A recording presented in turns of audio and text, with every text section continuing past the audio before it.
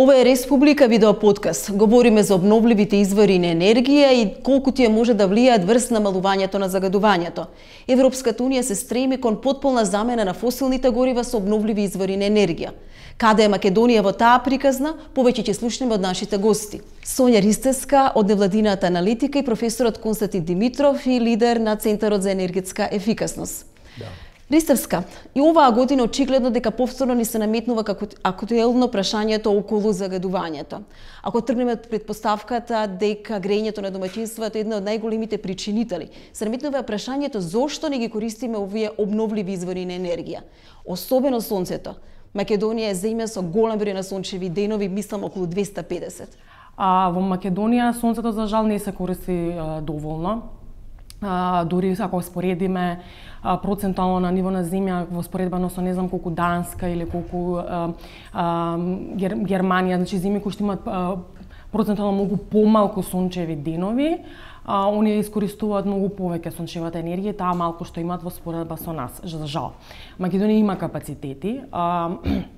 Ние периодов доста активно предлагаме и лобираме да со новиот закон за енергетика кој што е во подготовка да влезе и можноста и домаќинствата да предаваат струја во системот и за тоа да имаат некаква корист назад. Кај на законски оневозможено домаќинствата да учествуваат во процесот на производство на електрична енергија. Можете за сопствена потреба, значи само за сопственото домаќинство, меѓутоа бидејќи производството на електрична енергија од сонце е доста, да кажеме, непостојано, значи нели сега имате преку ден кога има сонце, меѓутоа ако вие не сте дома преку ден, таа струја нели се губи.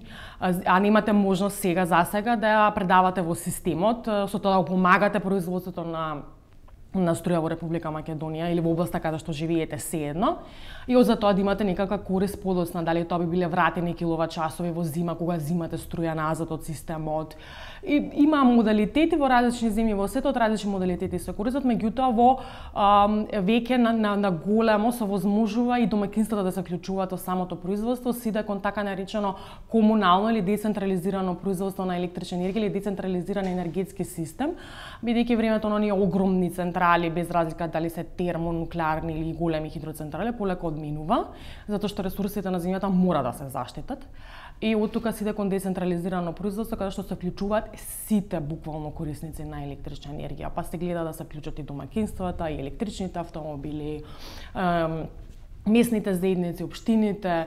Професор Димитров, слушнавме дека сонцето може да биде, и тоа каков, нели обновлив извор на енергија кој што може да го користи оваа наша држава. Меѓутоа, можеме ли да зборуваме и за други видови на обновливи извори на енергија? Јас би рекол, во Македонија имаме 3 основни столба кои што ќе помогнат да се намали загадувањето и да се обезбедат комфортни услови за живење.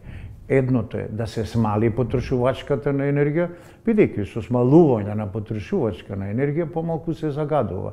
Секој килограм согорено фосилно гориво загадува. И дрвото, кое што го рачунаме како обновлив извор на енергија, кој што се рачуна, произведува загадување, дури и канцерогени материи. Вториот столб е обновливите извори на енергија, кај што сонцето е на ниво на Македонија со најголем технички потенцијал. И другите, ветерот и хидроенергијата се тука, но со хидроенергија сме лимитирани, а со користење на ветерот веројатно може да се направи исчекор, доколку технолошки за неколку години што очекуваме да имаме производство на мали ветерници, индивидуални, куќни, како што можеме сончеви колектори и ветерници, кои што се со 1-2 киловати инсталиран капацитет, и да можат, кога имаме ветерче, да вртат, и тоа при мали брзини на ветер, значи со посебни лежишта. И на крај, третиот столб за Македонија, особено за град Скопје, се гасификацијата и топлификацијските системи. Студијата што ја работевме за топлификацијските системи и централна подготовка на санитарна топла вода предвидува сончеви колектори централно да се произведува санитарна топла вода. Професор Димитров, дали има можеби проценки? Колку би се намалило загадувањето кај нас доколку се користат обновливите извори на енергија, секако во полн капацитет?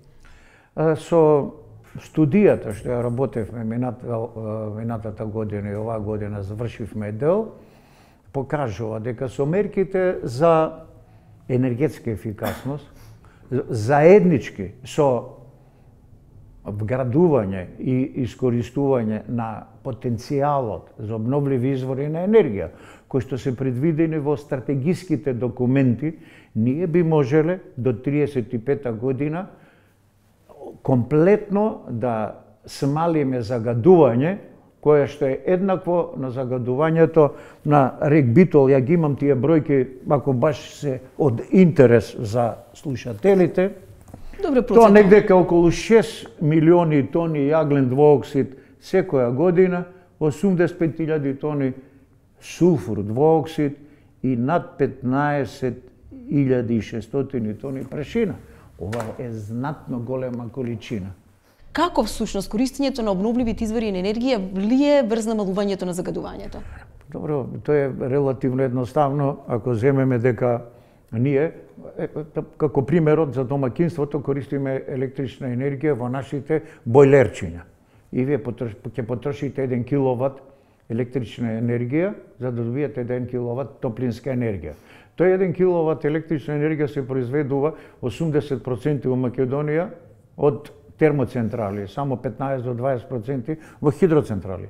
За да се произведе тој 1 киловат електрична енергија во термоцентрала, трошите 3 киловати енергија во јаглен. А тие 3 киловати енергија во јаглен ја загадуваат околината. Еве ви од денешка како се зага. А ако вие наместо тој систем за грејење со електрична енергија од термоцентрала поставите сончев колектор, термички го викаме за топла вода, одеднашка оние 3 киловата производство во термоцентрала сте ги елиминирале, намалувате загадување. Ристеска, со зачленување во енергетската заедница и превземање на сите обврски од Киото протоколот, Македонија си зема исто така обврска да работи на тие обновливи извори, односно што повеќе да ги користи. Европската Унија дури има точни временски периоди во кои што предвидува до која година, до која деценија потполно ќе ги заменат фосилните горива. Каде е Македонија тука? Имаме ли ние некоја временска рамка? Па ние го следиме чекорот не бидејќи сакаме да станеме земја членка на ЕУ. За жал не сме многу амбициозни во таа работа, морам да признам. И она што е како стратегија генерално е ослонување на фосилните горива, особено на термоцентралите, иако квалитетот на лигнетот кој што го имаме е многу нисок. Така да и она што го представуваме како обновлив извор на енергија се големи хидроцентрали кои што се исфрлени од обновливи извори на енергија на светско ниво, баш поради климатските промени, како тие влијаат на поготово на водните ресурси. Не е дека не е добро да ги имаме, далеко од тоа, меѓутоа дека повеќе фокусот се става на искористување на сончевата енергија, на ветерната, особено нели таму каде што има можност огромна за ветерна енергија, не знам, Северно море и така натаму. Ние немаме огромни капацитети за искористување на ветерната, меѓутоа и тие што ги имаме и тие се исто така подискористени. За сонцето веќе зборавме дека исто капацитетите се многу малку искористени. Вие исто така ако ги погледнете на пример и податоците од енергетските биланси на Република Македонија последните години, ќе видите дека и толку малку сонце што искористуваме, тоа од година година расте. Значи производството на мегават часови, додека на пример производството од термоцентралите опаѓа. Така да тоа е еден индикатор веќе за да кажеме новите власти дека мора што поинтензивно да се инвестира во обновливите извори на енергија и да се овозможи, значи, не само да се привлекуваат странски инвеститори, туку да се види што е кои се можностите натре во државата тоа да се развие без никои поголеми вложувања.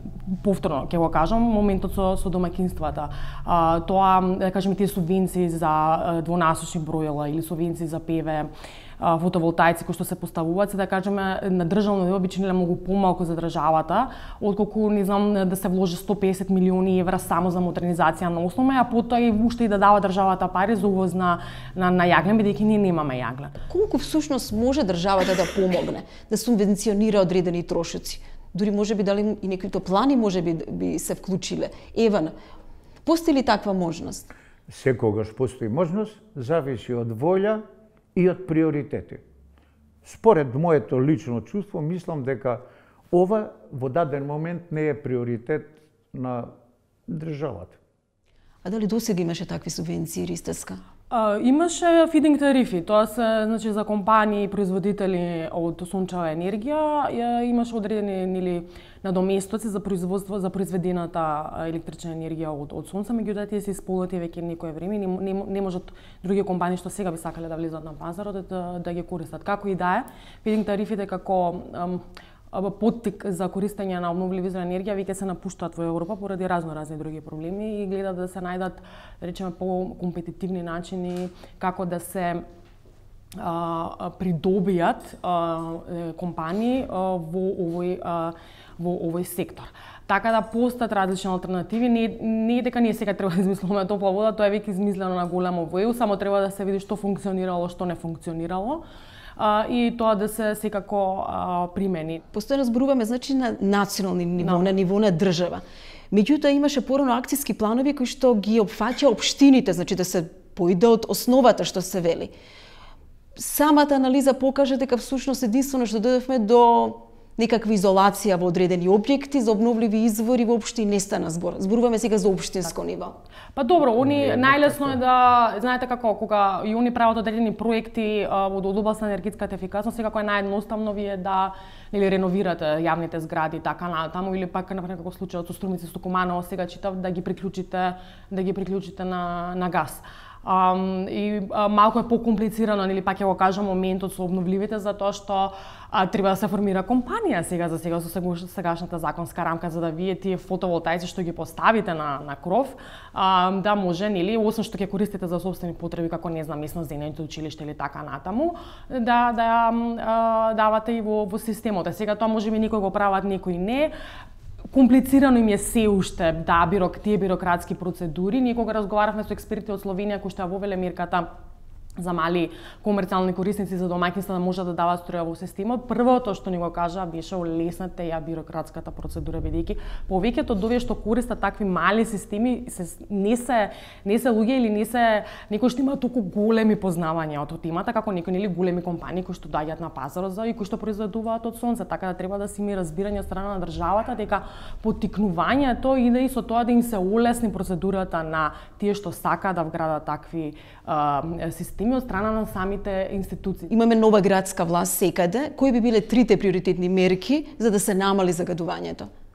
Приоритетни, зависи од тоа нели колку време треба да се направат. Прва приоритетна мерка би била дефинитивно субвенции за начини на грење кои што не загадуваат, како топлинските пумпи, на пример. Втора приоритетна мерка би било дефинитивно промена на сообраќајниот режим во градот Скопје, поготово во градското централно подрачје. И трета мерка би било дефинитивно забрана за градежни активности кога е загадувањето кога надминува одредена граница, бидејќи тоа исто така прашината од градежните активности многу допринесува во загадувањето. Како прво да купат автобуси на електричен погон, со што ќе се намали загадувањето, наместо трамваи или тролейбуси, е многу ефикасно решение кое што се применува во повеќе држави.